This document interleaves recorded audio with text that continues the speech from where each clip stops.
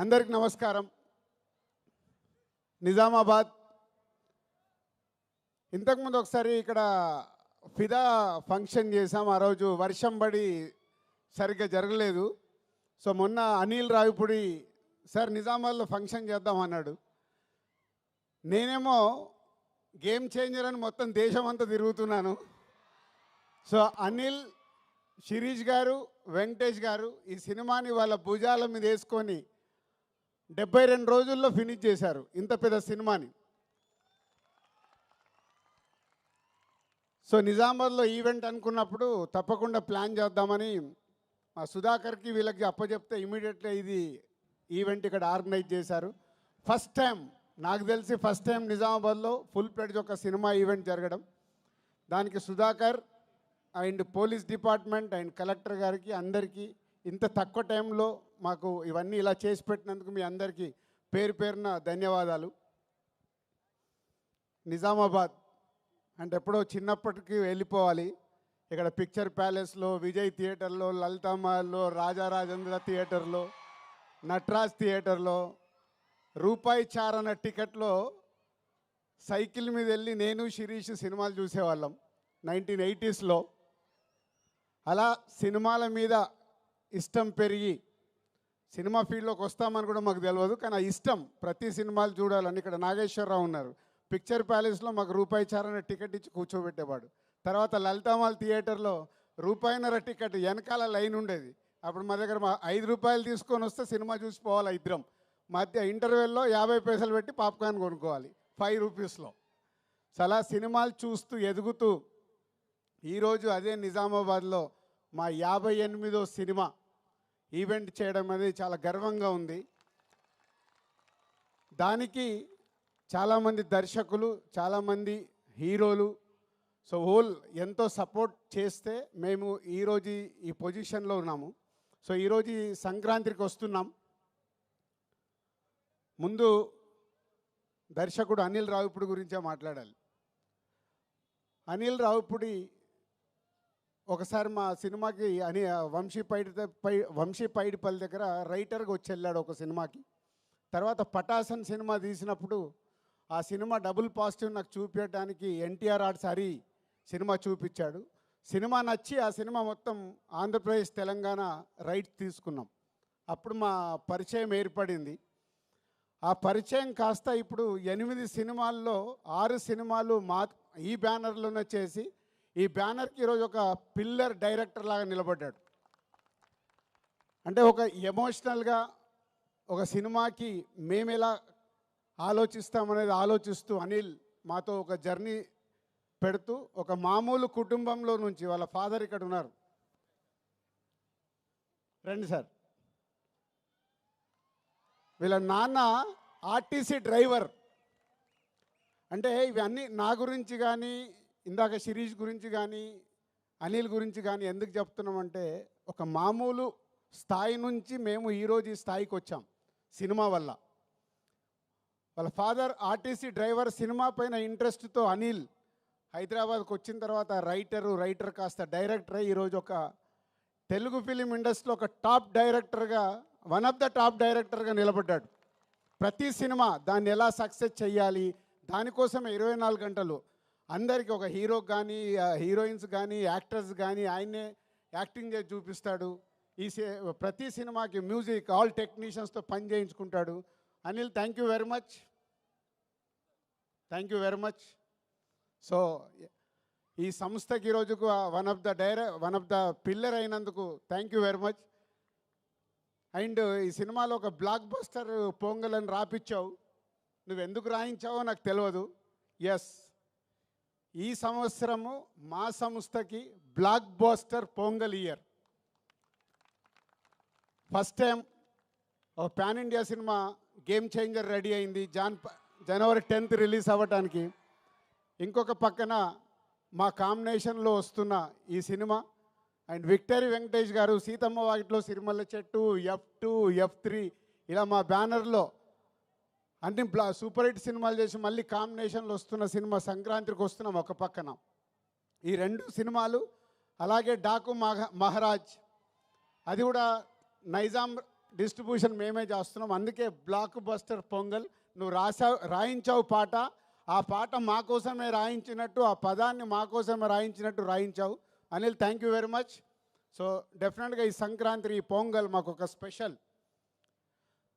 And heroines Aishwarya Rajesh, Telugu అమ్మాయి అయినా చెన్నైలో స్థిరపడి ఎప్పుడు మంచి అవకాశం వస్తుందా అని వెయిట్ చేస్తూ ఒక అద్భుతమైన అవకాశం ఈ సినిమాలో, ఒక మిడిల్ క్లాస్లో ఉండే ఒక వైఫ్గా ఈ సినిమాలో చేసి, రేపు మీరు సినిమా చూసినప్పుడు అర్థమవుద్ది, మీరు కడుపు పట్టుకొని కడుపు నవ్వుతూనే ఉంటారు. ఆ అమ్మాయి అంతా న్యాచురల్ పర్ఫార్మెన్స్తో అద్భుతంగా చేసింది.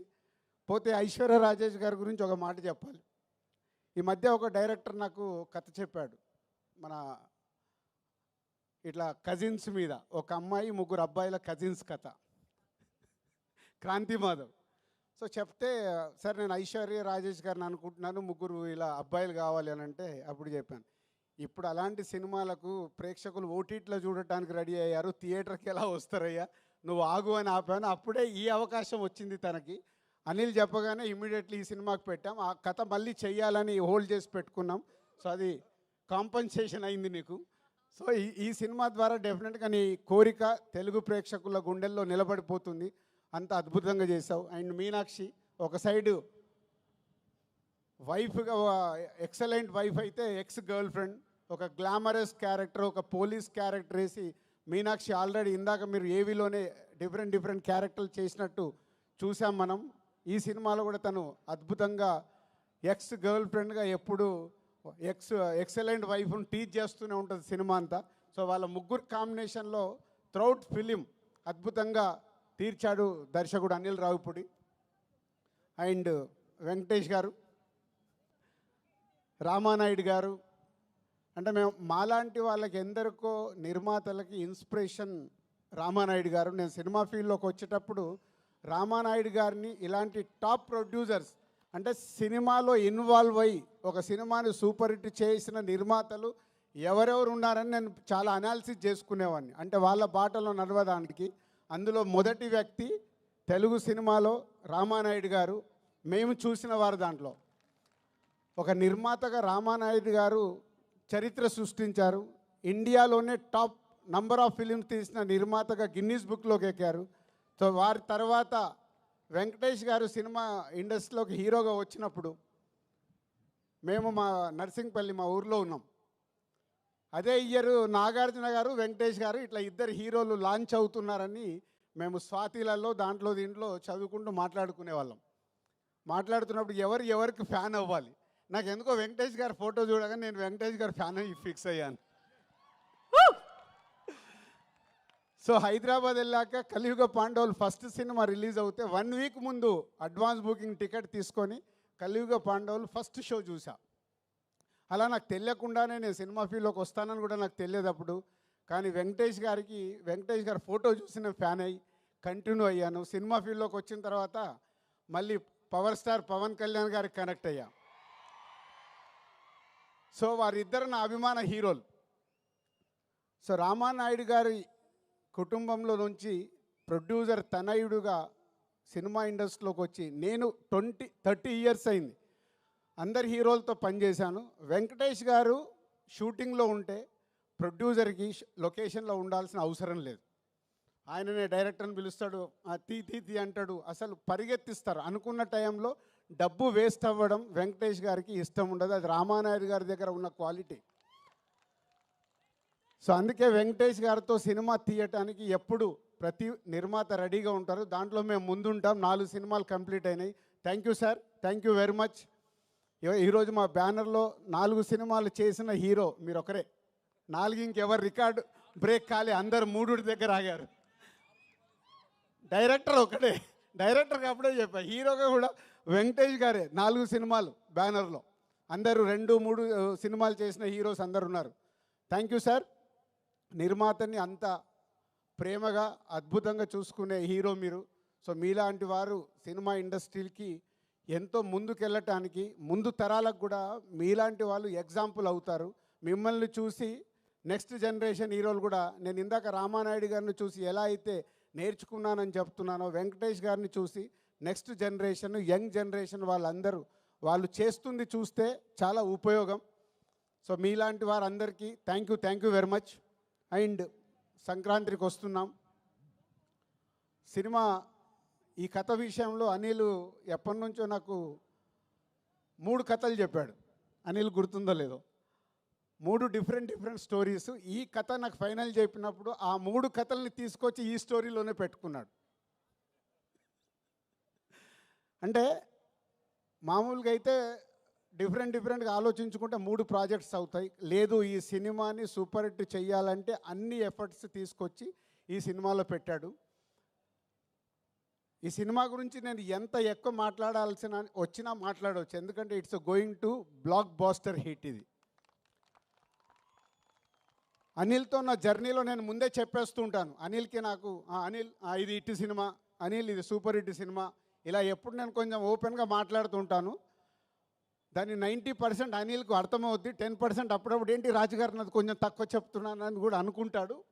బట్ ఈ సినిమా విషయంలో కథ విన్న దగ్గర కానీ, మొన్న నేను ఫైనల్ నాకు సినిమా చూపించినప్పుడు కానీ, it's a going to block buster hit. ప్రేక్షకులకి కడుపుప్ప నవ్విస్తూ, ఇందాక మీరు ట్రైలర్లో చూశారు, excellent wife ex girl friend. ప్రతి ఒక్కరికి ఎక్కడో ఒక దగ్గర లైఫ్లో 90% జనాలకి తగులుతుంది ఇది. సో త్రౌట్ ఎంటర్టైన్మెంట్ నింపుతూ నవ్విస్తూ బ్లాక్ బాస్టర్ పాటలు చేయించుకున్నాడు. వచ్చిన 3 పాటలు ఇంకో పాట రావాలి. బీమ్స్ అద్భుతమైన మ్యూజిక్ ఇచ్చాడు. అనిల్ కూర్చోబెట్టుకొని పాటలు రాయించుకున్నాడు. అన్నీ అంటే ఈ సినిమాకు కావాల్సిన 360 డిగ్రీస్ అన్నీ పేర్చుకొని సంక్రాంతికి బ్లాస్ట్ చేస్తూ ఒక బ్లాక్ బాస్టర్ హిట్ తీసుకురాబోతున్నాడు. So thank you Anil and Venkatesh garu and my heroines, my technicians and Sameer ఇక్కడ లేడు, photographer Sameer and editor and all మా డైరెక్షన్ డిపార్ట్మెంట్, మా ప్రొడక్షన్ డిపార్ట్మెంట్, మా ఈపీస్ అందరికీ thank you very much. And ఈ సినిమా నా పైన బాధ్యత లేకుండా ఈ సినిమాని కంప్లీట్ చేసి 72 రోజుల్లో మాకు ఒక బ్లాక్ బాస్టర్ ఇస్తున్న హోల్ టీమ్కి మీ అందరికీ థ్యాంక్ యూ వెరీ మచ్.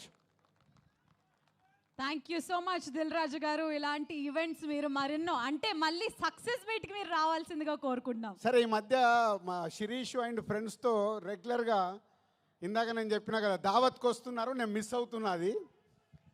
ఈ 2 సినిమాలు సంక్రాంతికి రిలీజ్ అయ్యి సూపర్ హిట్ అయ్యాక చెట్లలోకి వచ్చి నేను దావత్ చేసుకొని పోతా. అది సార్, దావత్ ఖచ్చితంగా జరగాల్సిందే. గట్టిగా చప్పట్లు దిల్ రాజు.